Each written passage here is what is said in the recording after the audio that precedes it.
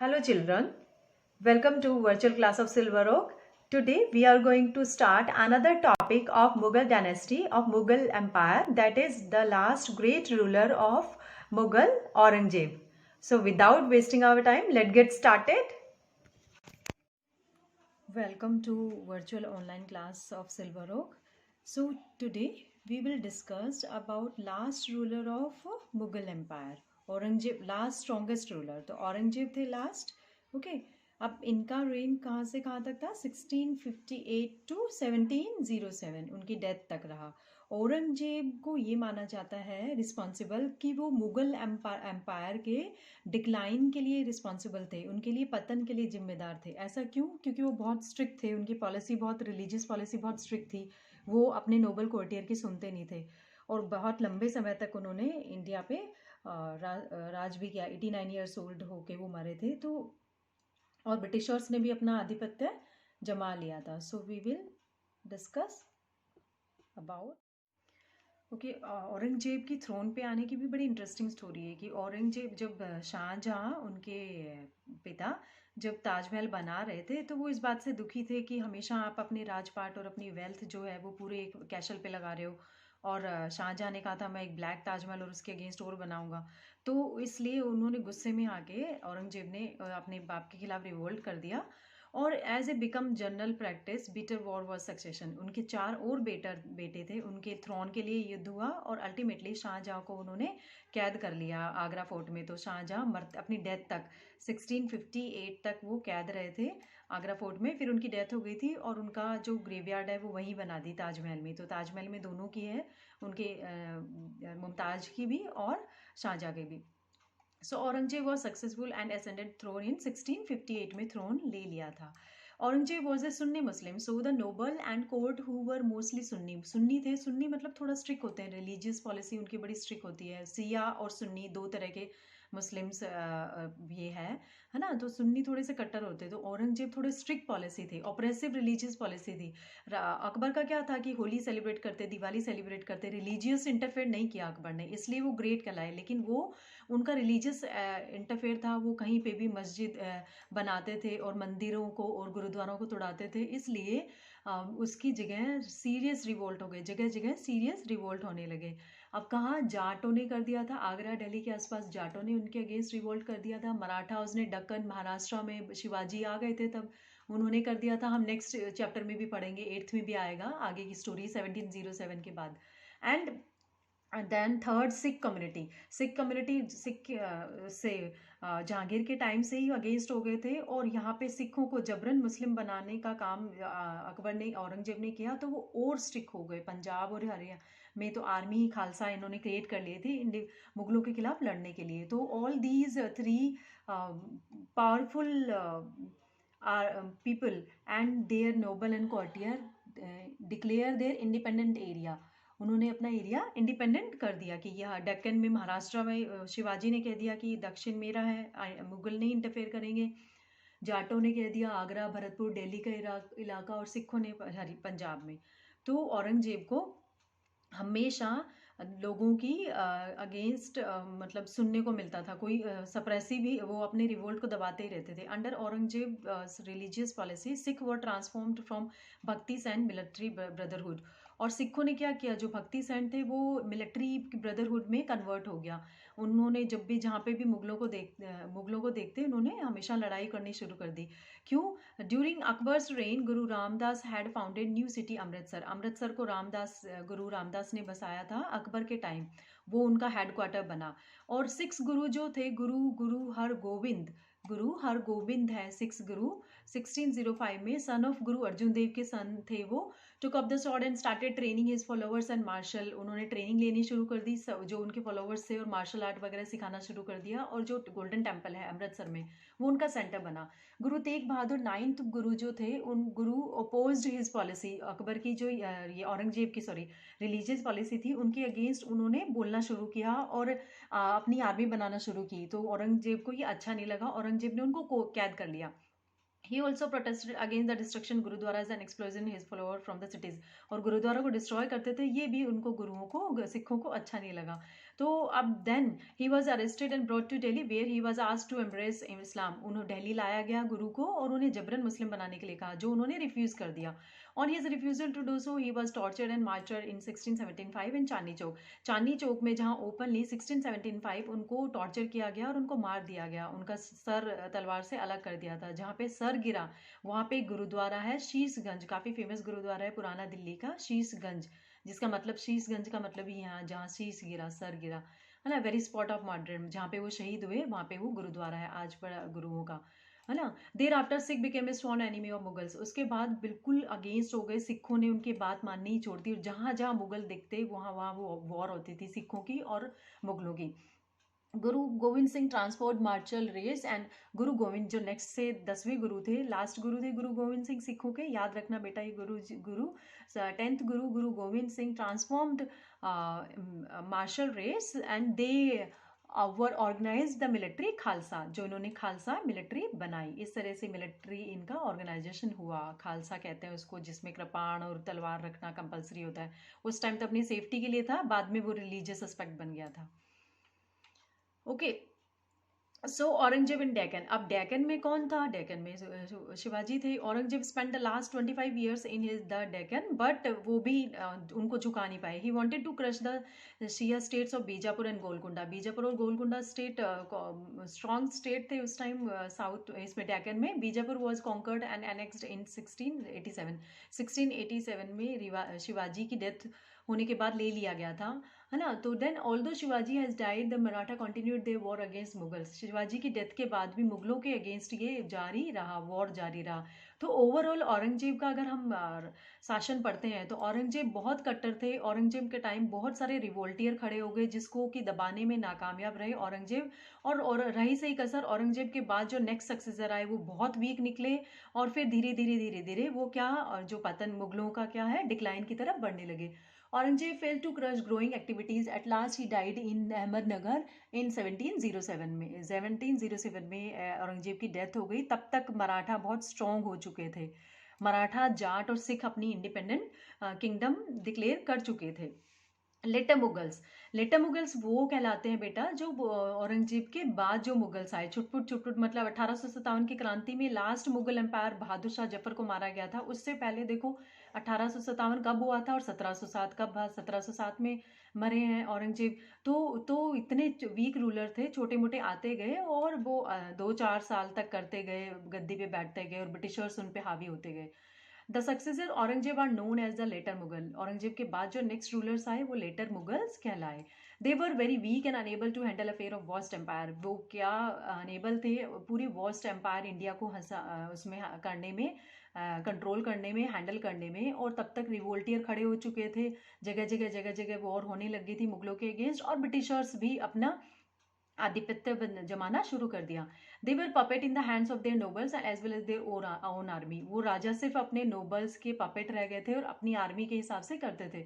और दो बड़े इन्वेंशन भी हुए थे। नादिर शाह रूलर था ईरान का, जो कि 1937, 38 और 39 में अब इंडिया को अटैक किया और बहुत सारी वेल्थ लेके चले गए, लोग लेके, कारीगर और वेल्थ और ये सोना लेके चले गए दिल्ली से। नेक्स्ट उसके बाद he took away famous peacock throne and Kohinoor. वो कोहिनूर और पिकॉक भी लेके चले गए थे नादिर शाह। उसके बाद अहमद शाह अब्दाली आया जो कि अफगानिस्तान का रूलर था और उसने भी इंडिया को इन्वेड किया और इतना अटैक कर दिया कि वहाँ लोग मरने लगे और वहाँ की हमारी जो वेल्थ है वो लेके चले गए। Then the English took was the first opportunity to play small kingdom against another order to capture the power। अब इंग्लिश को फर्स्ट अपॉर्चुनिटी मिली कि अब ठीक है, अब वॉर होना चाहिए और वो थ्रोन हमारे हाथ में लगे। और ऐसा ही हुआ। मराठा जब तक हावी हो चुके थे और मुगलों का कोई रोल नहीं रहा था, मुगलों, मराठा और इंग्लिश के अगेंस्ट वॉर हुआ और उसमें कौन जीता? ऑब्वियसली इंग्लिश जीते। मुगल्स कोर्ट अब डिक्लाइन होना शुरू हो गए थे, ठीक है। ये तो थी मुगल्स की डायनेस्टी। उसके बाद मुगल के कोर्ट कैसे होते थे? बड़े रॉयल होते थे, बड़े भव्य होते थे। Mughals fully new the value of dignified court, so they spend lot of money on in construction and maintenance. They would hold his court whilst sitting on the high platform on the anybody who can see them automatically and the bow before him। बहुत ऊंचा उनका throne रखा जाता था और बहुत भव्य royal होते थे, जो आजकल अपन म्यूजियम में, कोर्ट कैसल में, किसी फोर्ट में देखते हैं कि राजा की कैसी कोर्ट लगते थे। They would open hold open court listen and open court भी लगता था जिसमें आम जनता की कंप्लेन सुनी जाती थी मुगलों के लिए। अब रिलेशन कैसे थे मुगलों के अदर रूलर्स के साथ? जब अकबर की बात करें तो अकबर के टाइम सब कुछ अच्छा था, इसीलिए अकबर को ग्रेट कहा जाता है, the great ruler Akbar. Security of India, जब मुगल्स आए तो अपनी बाहर की सिक्योरिटी के लिए उनको भी परवाह थी, तो मुगल पीरियड हिंदूकुंज माउंटेन के पास सिक्योरिटी को मेंटेन की ताकि बाहर से कोई बाउंड्री प्रोटेक्ट रहे और फॉरेन इन्वेडर्स नहीं आए, जो कि लोधी डायनेस्टी और ये सब नहीं, दिल्ली डायनेस्टीज नहीं कर पाई थी। मुगलों ने वो स्ट्रॉन्ग पॉलिसी अपनाई। Feeling of coexistence, the Mughal wish to be treated as per important Asian countries while the Safavids rulers consider themselves supreme, the true successor and prophet of Mohammad.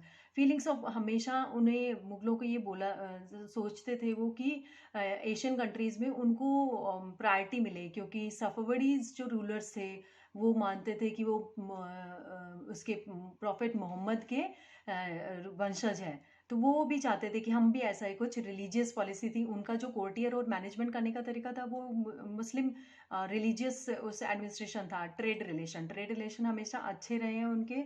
The Mughals made many efforts increase their economic and commercial relation with the other country, especially Central Asia, Iraq, Iran, इन सब में trading अच्छी रही थी उनकी।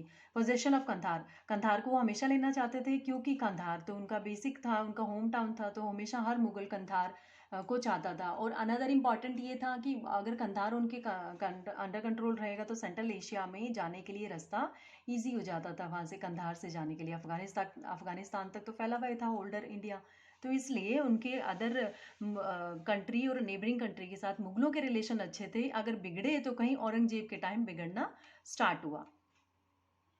Art and literature, art और literature में great patron and they great admirer, Jahangir को गुड पेंटर कहा जाता है, वो बहुत अच्छे आर्टिस्ट थे। उन्होंने अपनी बायोग्राफी भी लिखी, बाबर ने भी अपनी ऑटोबायोग्राफी लिखी, बाबरनामा, और जितने भी कोर्टियर आए उन्होंने बहुत अच्छा आर्ट और लिटरेचर को हमेशा प्रेज किया। और शाहजहाँ के लिए तो वर्ल्ड फेमस है, उनकी बिल्डिंग्स और आर्किटेक्चर हम आज भी देखते हैं, हम आज भी विटनेस है। ताजमहल उनका एक बहुत बड़ा माइलस्टोन है उनके आर्ट एंड लिटरेचर का, जिसको इंडो इस्लामिक स्टाइल से बना हुआ है। लिटरेचर में भी अपने हर कोर्टियर में 9 जेम्स तो थे ही अकबर के कोर्ट में, अबुल फजल थे उनके कोर्ट में, उसके अलावा अदर, बाबर ने बाबरनामा लिखी, हुमायूं नामा, अकबर आईने अकबरी, बाबरनामा, अकबरनामा, तुजू के जहांगीरी, ये सब लिटरेचर लिखी इन्हें मुगलों के टाइम में। और मुगलों का पॉलिटिकल एडमिनिस्ट्रेशन, सोशल एडमिनिस्ट्रेशन और उनकी डायनेस्टीज को दिखाया गया।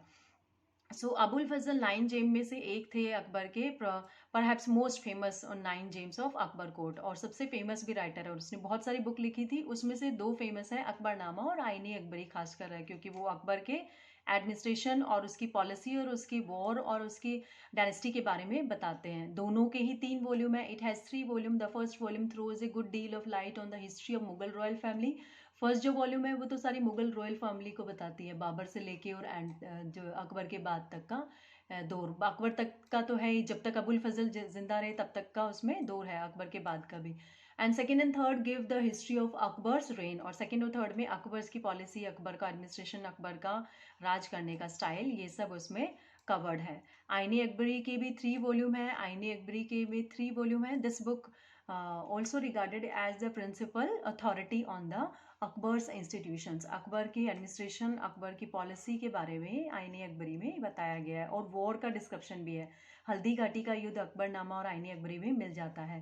राजस्थान की हिस्ट्री में हम पढ़ेंगे महाराणा प्रताप, और सारे वॉर का जिक्र होता है क्योंकि उस वॉर के समय ये राइटर्स जाते थे और पेंटर भी जाते थे, क्योंकि उस टाइम टेक्नोलॉजी नहीं थी जो रिकॉर्ड करे या पिक्चर बनाए, वो पिक्चर से के थ्रू और बुक के थ्रू और उनके शब्दों के थ्रू वो डिस्क्राइब करते थे जो प्रेजेंट सीन उन्होंने देखा। तो मुगल डायनेस्टी की डायनेस्टीज और पॉलिटिकल और सोशल और रिलीजियस रॉयल फैमिलीज जो थी वो इन बुक्स में हमें दिखने को मिलती है। हमारी हिस्ट्री का सबसे बड़े सोर्सेज हैं ये। अरबी और उर्दू लैंग्वेज में थे, बाद में और लैंग्वेजेस में भी ट्रांसलेट किए गए। Now children come to the question answer. अब ये चैप्टर आपका कंप्लीट हो चुका है। एक बार चैप्टर रीड जरूर कर लेना बेटा, ताकि सारी डायनेस्टी क्लियर हो जाए, और वो फ्लो चार्ट से रेलिवेंटली पढ़ना, बीच में से पढ़ोगे तो समझ में नहीं आएगा।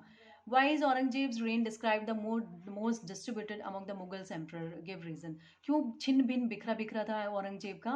क्यों? एक तो औरंगजेब की ऑप्रेसिव रिलीजियस पॉलिसी थी, वो हर एक को led the some serious revolt in the country.